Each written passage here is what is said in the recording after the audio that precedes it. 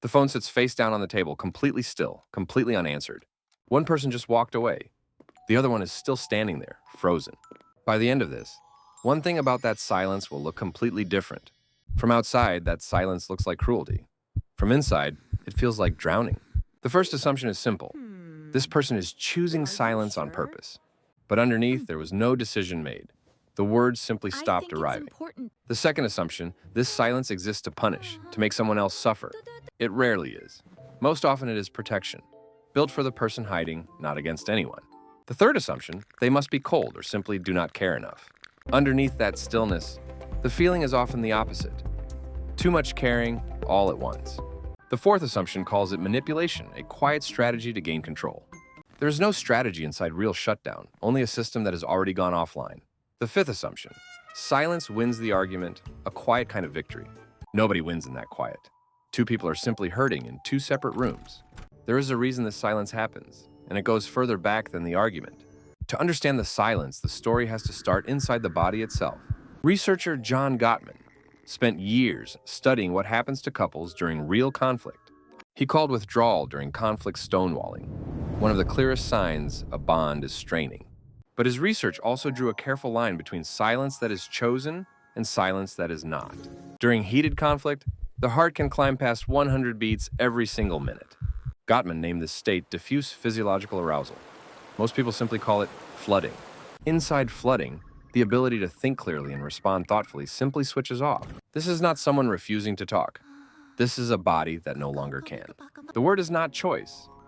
The right word for this moment is threshold. Once that threshold is crossed, words do not disappear. They simply cannot get out. That is a strange part. The words are all still there, just unreachable. This is a survival system reacting, not a person deciding to shut someone out. The body simply does not know the difference between an argument and a threat, so it responds the same way it always has, by pulling everything inward and still. It is worth sitting with this. The body was never trying to hurt anyone. It was only ever trying to keep something inside from breaking any further. Flooding fades slowly, the body needing far longer to settle than most people expect. Pushing for words too early only pushes the flooding higher, not the silence away. What helps most is time, quiet space, and the certainty that nothing is being demanded. The flooded body is only the first layer. Underneath it lies something even older. Neuroscientist Stephen Porges spent decades studying how the nervous system decides safety. His theory, called polyvagal theory, describes three very different states inside the body.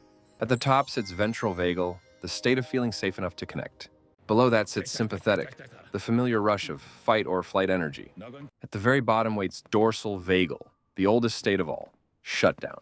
This is the state a flooded, overwhelmed nervous system drops into without asking permission. Heart rate drops, emotions flatten. Even speaking can feel physically impossible in this state. This is not weakness. It is the nervous system's very oldest survival response. It existed long before language, back when staying still could mean staying alive. Now that same ancient response shows up in a kitchen over something much smaller. A raised voice, a sharp comment, and the same old alarm quietly goes off. The body cannot tell that this argument will not actually end in danger. So it reaches for the oldest tool it has and the room goes quiet. This ladder is not fixed. People move up and down it many times a day. Someone in dorsal shutdown is not gone forever, only somewhere deep, waiting to resurface. Coming back up that ladder takes time, safety, and absolutely no rushing at all. It is anatomy, not attitude. The nervous system was simply doing its oldest job. There is something oddly comforting in that. The body was only trying to help. Understanding the latter answers one question, but it does not yet answer why. Why does one person freeze while another simply raises their voice instead? The answer often begins much earlier, long before any adult relationship even started.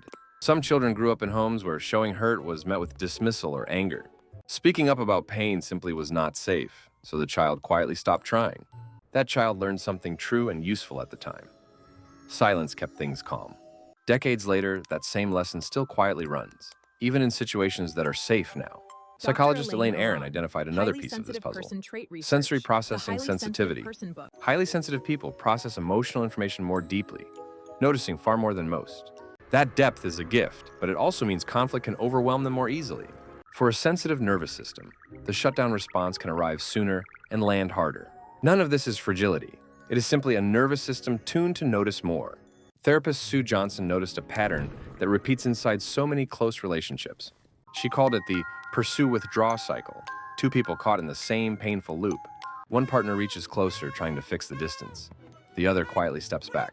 That retreat only makes the other person reach harder, which pushes the withdrawal deeper still. Both people in this loop are acting from the same need, to feel securely connected. Neither one is the villain here. Both are simply doing what fear taught them. There is something deeply human in that. Two nervous systems trying their very best. So the silence is layered, an old lesson, a sensitive system, and a painful cycle. None of it was chosen. All of it was built quietly, one moment at a time. There is one more layer to this, the part that explains why some carry it for decades, while others eventually find a completely different way through this same old pattern. But before that layer, one more truth deserves to be said plainly and gently. The silence is never free. It always costs the person carrying it something real. It is time to look honestly at what that cost actually looks like. And there is one more layer to this, explaining why some carry it for decades. Researcher Kipling Williams studied what happens in the brain when someone is ignored. Being excluded activates some of the very same regions that register physical pain. The person receiving that silence is genuinely suffering. That truth deserves full respect. But so is the person inside the silence, even though it rarely looks that way. The hurt they meant to say never gets named. It just stays inside, unheard. The relationship damage that follows was never intended by the person who went quiet. Nobody sits in silence hoping the people they love will feel unwanted or discarded. The person going silent is not winning anything. They are also quietly falling apart. Two kinds of silence exist, and the difference between them matters enormously here. One is protective, a healthy pause before saying something regretted in the heat of it. The other is used deliberately, to create distance or quietly hold on to control. Most people who go quiet belong to the first kind, not the second one. Still, prolonged and unexplained absence can land like punishment, no matter the true intent. Both truths can exist together. The silence is innocent and the silence still hurts. Now the full picture is finally in view, layer by layer, all at once. And inside that full picture sits the moment that changes how all of this looks. The silence was never truly about the other person standing there in the room. It was about a nervous system that learned very early that going quiet meant staying safe. Every silence since has been that same small protection, wearing a fully grown body, running quietly in situations that child could never have possibly imagined at the time. And that changes everything about how this silence should actually be understood and held. The silence was never coldness. It was never designed to punish anyone at all. It was a nervous system doing the only thing it had ever learned to do, protecting something tender, from a world that once felt far too dangerous to trust.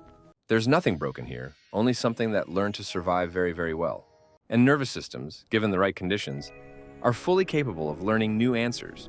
Safety, patience, and small moments of practice slowly teach the body something different.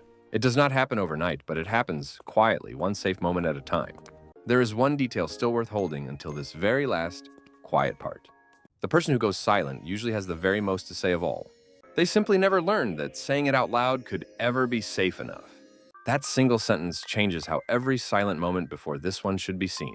So here's a question worth sitting with, honestly, without rushing toward an answer.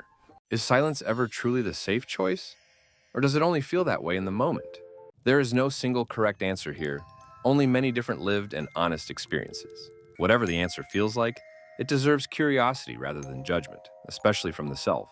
Somewhere, someone is reading this while sitting quietly inside their very own silence, and someone else is standing outside it, trying gently to understand what it means. Both of those people deserve patience, and neither one of them deserves any blame. Subscribe if this described a silence lived inside, or one spent years trying to understand. Silence was never the problem. It was simply the only answer that felt possible.